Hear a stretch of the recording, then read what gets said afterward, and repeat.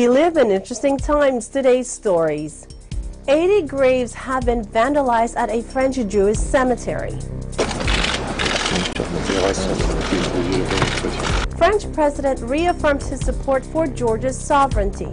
De fermeté, le processus de frontiérisation qui est à l'œuvre. Greenpeace Russia is worried over 100 whales captured for aquariums. Вот, они там мерзнут, им там плохо, у них. Victims of church sex abuse in Poland fight for justice. Założyłem fundację, ponieważ sam jestem. A U.S.-based NGO says there is a disconnect between Pope's words and actions on sex abuse. He could still strengthen that law. New York and Boston protest President Trump's national emergency. The only moral I want is the one between Trump and the Constitution. Bernie Sanders announces his second run for U.S. president. That is a grassroots movement, John, to lay the groundwork for transforming the economic and political life of this country. Plus, basketball stars mentor next generation players at the 4th Junior NBA Day.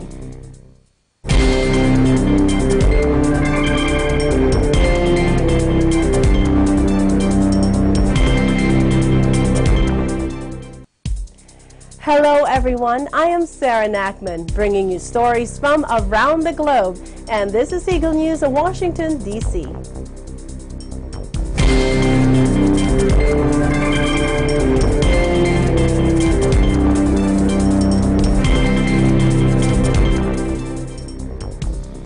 Authorities said Tuesday around 80 graves were dug with swastika at a Jewish cemetery in eastern France, hours ahead of nationwide marches called to denounce a surge in anti-Semitic vandalism and hate speech. A statement from the Regional Security Office said the damage was discovered at a cemetery in the village of Quezon, close to the border with Germany in the Alsace region. Photos show the Nazi symbols in blue paint on the damaged graves, one of which bears the words Schwarzen Wolf, or Black Alsatian Wolves, a separatist group with links to neo-Nazis in the 1970s. The top security official for the region, Jean-Luc Marx, condemned in the strongest possible terms this awful anti-Semitic act and sent his complete support to the Jewish community, which has been targeted again. Maurice Dehaene, the regional head of France's main Jewish institution, the Israelite Central Consistory of France, said, quote, "It just doesn't stop. It's shock after shock." In December, nearly 40 graves as well as a monument to Holocaust victims were desecrated at another Jewish cemetery near Strasbourg and Hellersheim, or about half an hour drive from Quezon.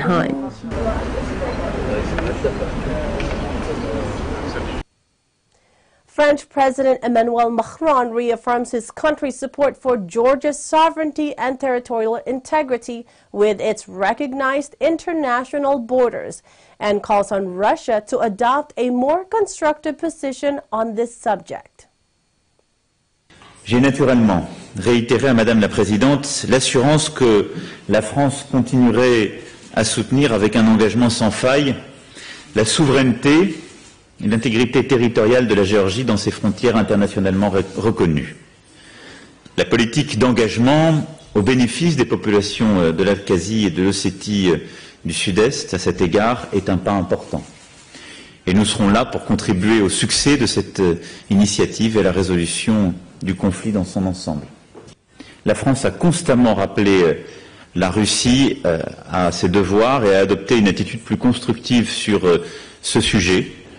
Salome Zurabishvili, who has been elected Georgia's first female president, is a former French diplomat who exchanged a secure career for the turbulent politics of her ancestral country. Zurabishvili was born in France to a Georgian family who fled to Paris in 1921 to escape the Bolshevik regime. Her family kept up strong ties with Georgian life and culture. Her great-great-grandfather on her mother's side, Nico Nicoladze, was a prominent liberal writer and member of a liberation movement calling for Georgia's independence from the Russian Empire.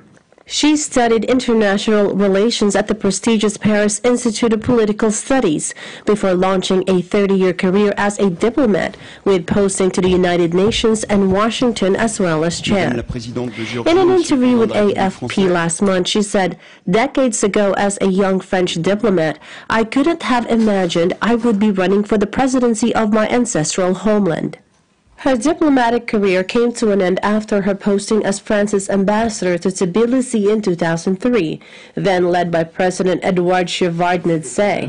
Following the bloodless Rose Revolution, the new president Mikhail Saakashvili appointed her foreign minister after approving the move with then French leader Jacques Chirac.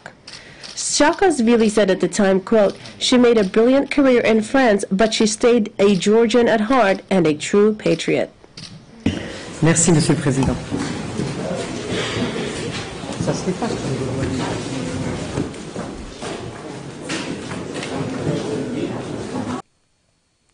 Dozens of orcas and beluga whales captured last summer for use in aquariums have brought Russia's murky trade to the spotlight.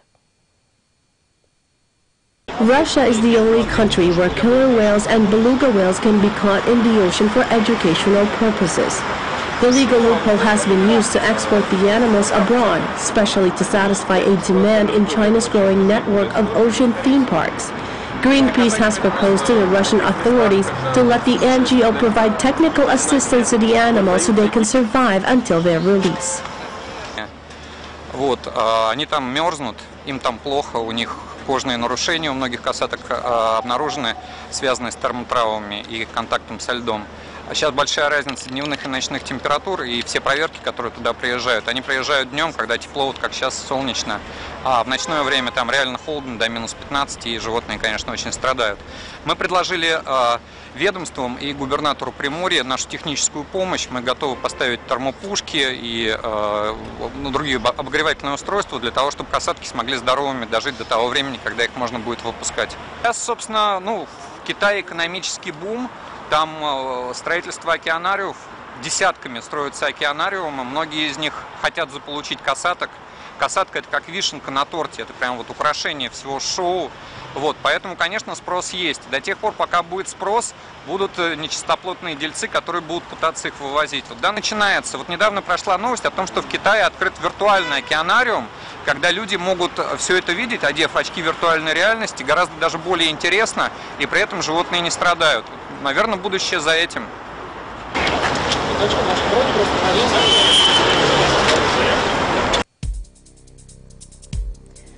After years of struggling alone or finding support in national groups, survivors of sex abuse by priests have formed a new international alliance to pressure the Catholic Church to face up to its crimes.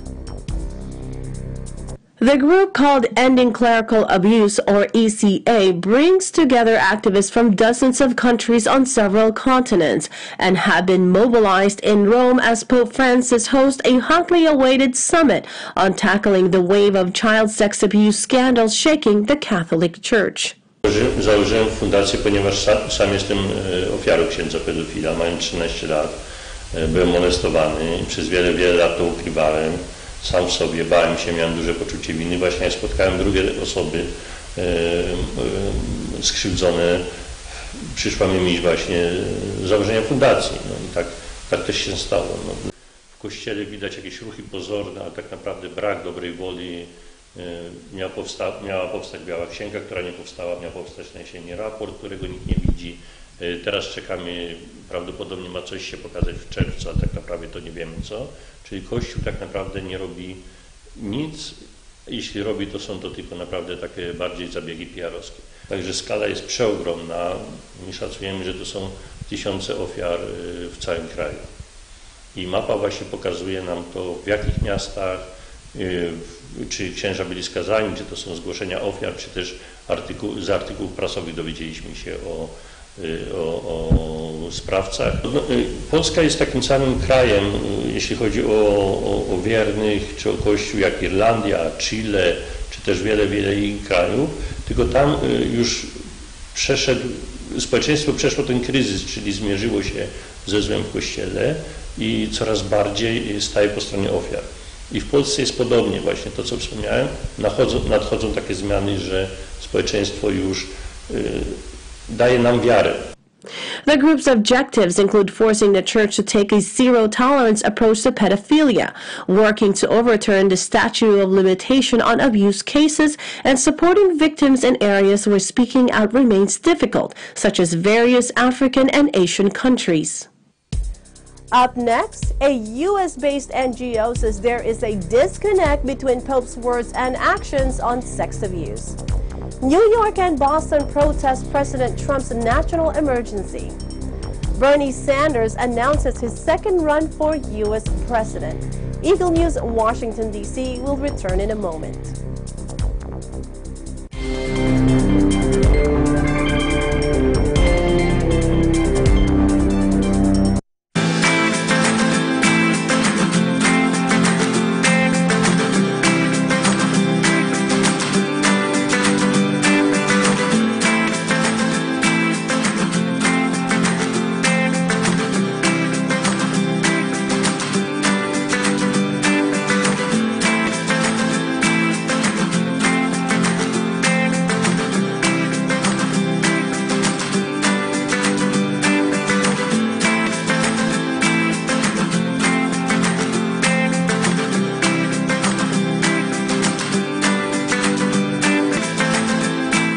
Subaybayan ang bagong news programs ng Net25. Agila Balita, Washington, D.C. edition, tuwing Lunes mula alas 7 hanggang alas 7:30 ng umaga. At Eagle News International, Filipino edition, Martes hanggang Biyernes mula alas 7 hanggang alas 7:30 ng umaga. Lalong pinalakas at pinalawak na pagbabalita. Eagle News Service, as we live in interesting times. Letters and Music, Lunes hanggang Biyernes, 1:00 hanggang alas 2 ng hapon.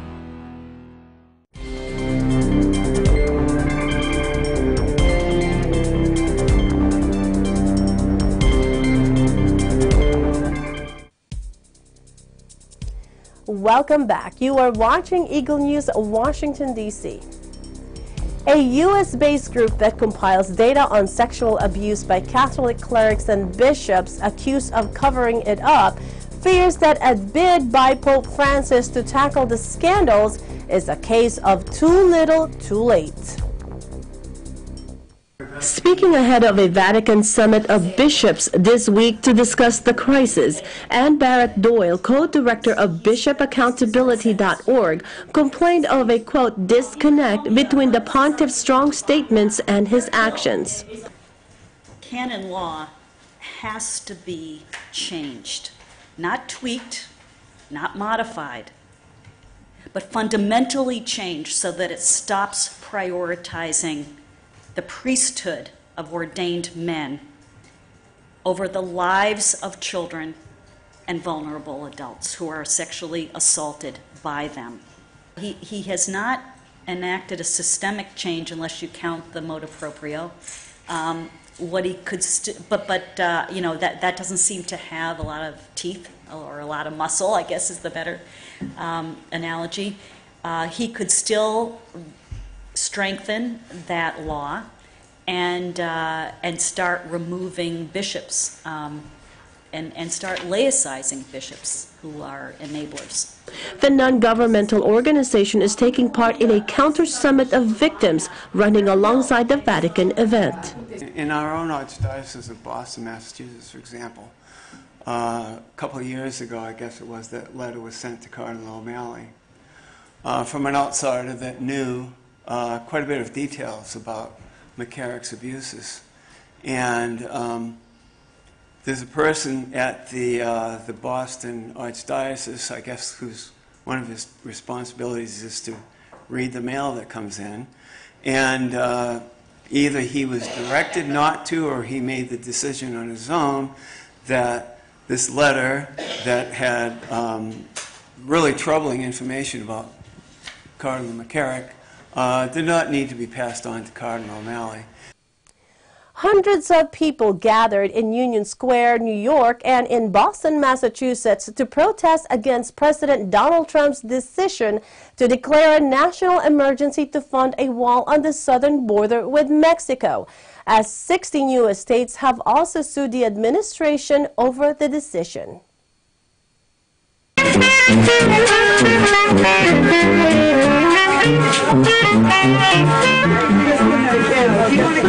16 U.S. states sued Trump's administration Monday over his decision to declare a national emergency to fund a wall on the southern border with Mexico, saying the move violated the Constitution.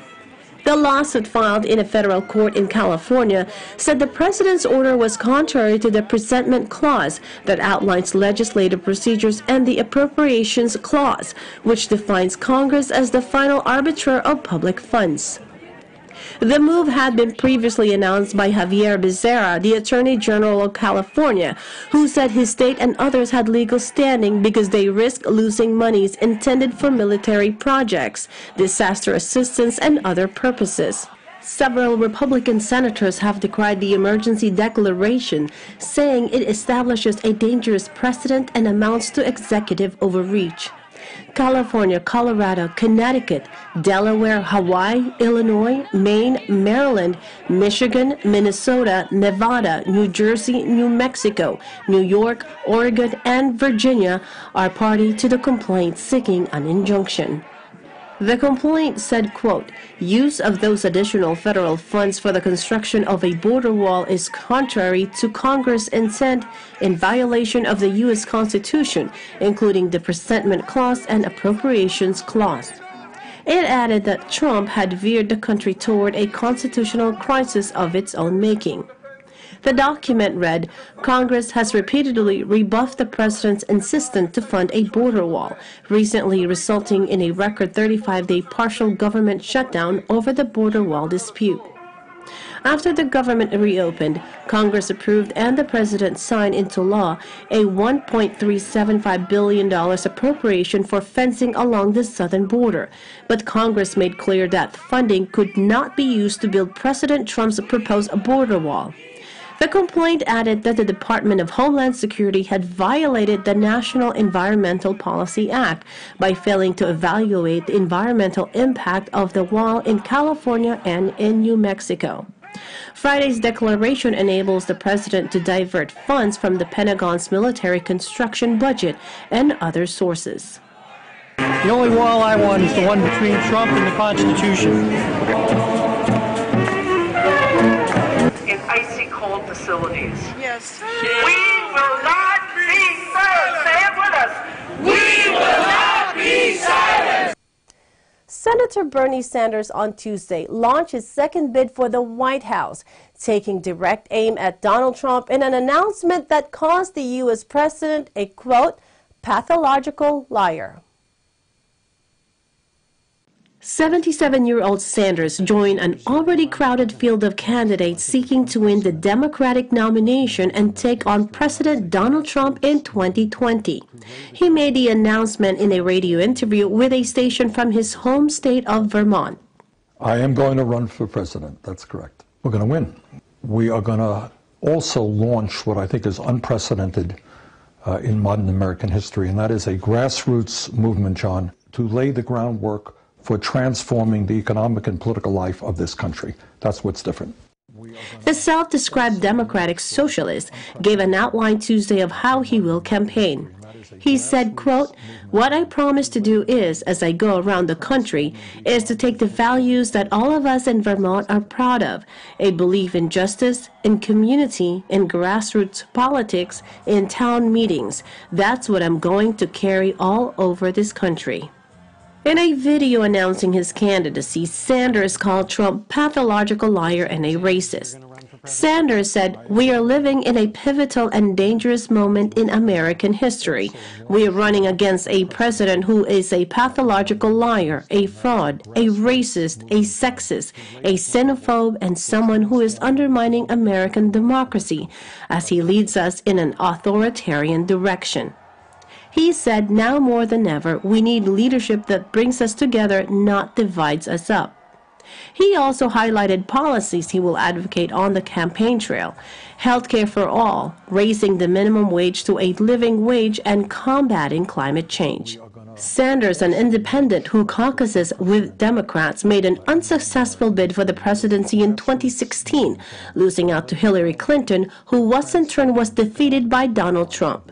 Like Trump, Sanders was an outsider when the 2016 presidential primaries began, but he came close to pulling off an upset over Clinton. He garnered passionate support among young liberals with his calls for universal health care, a $15 minimum wage, and free public university education.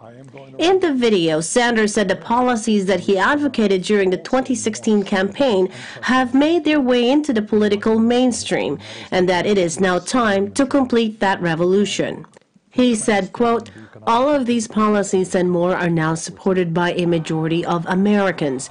Together, you and I in our 2016 campaign began the political revolution. Now it is time to complete that revolution and implement the vision that we fought for." Sanders served in the House until 2006 when he was elected to the U.S. Senate. He was re-elected in 2012 and 2018.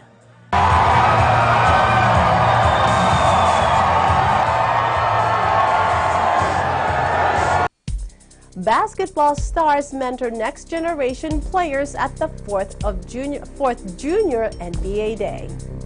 That's next. Eagle News, Washington, D.C. will return shortly.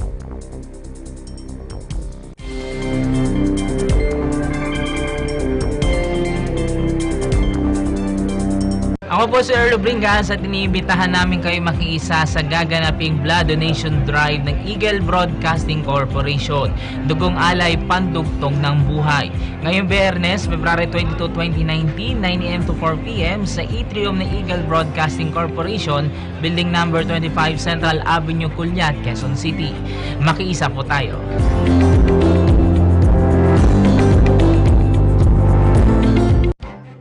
Events happen around us all the time, in our community, in our country, around the world. Events that affect people, move communities, or simply inspire us. Interesting events that people need to know. In these interesting times, we continue to be a competent partner in delivering news about these events. Fast, accurate, balanced. Eagle News, because we live in interesting times.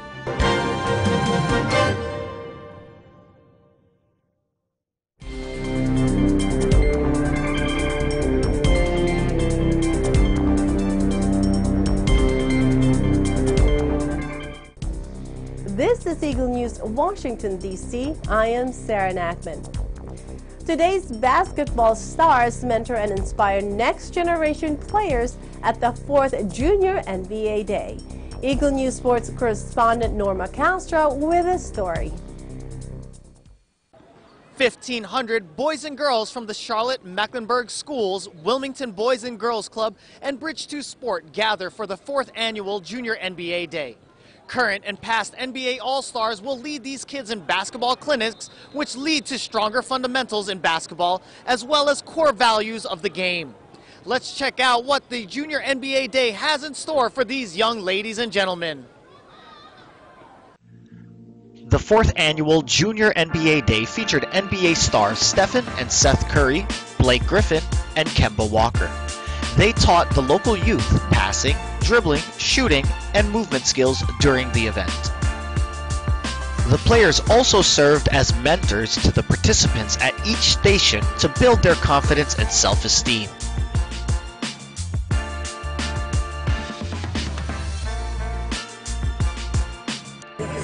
What's it like to give back to the community here in your hometown doing this Junior NBA Day? Oh, it's special. Like, you know, it's always some of my favorite time in the summer to have camps and teach kids the game and have fun. So it's another form of that. Coming out, getting out of the community of Charlotte, seeing these kids going their way here, and try to put a smile on their face, and we're all having fun. Out of all the 3 fundamentals, what would you recommend these kids learn first? I would say it's the hard work first. That's the big thing. You can learn anything by continuing to work at it and having that determination. ones out there having fun and love the games and they'll continue to practice and get better. What would you say to the next Seth and Stepher that might be here? Do what you love. I think we love to play the game, so whenever we're practicing or working on it, that feel like a job.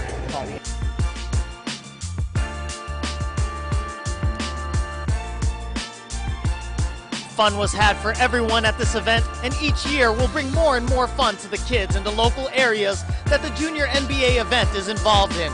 Reporting from Charlotte, North Carolina, I am Norman Castro, 1 with 25. Thanks, Norma.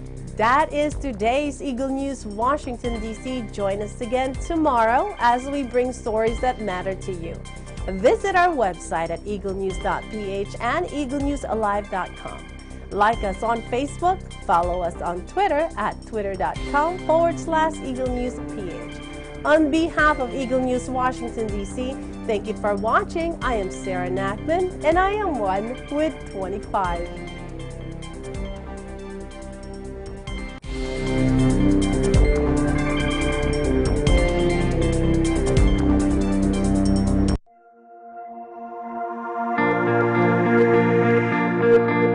Feeling bayani. Nakaka-good vibes. Masarap sa pakiramdam pagtulong sa kapwa. Donate ka na rin. Blood Donation Drive ng Eagle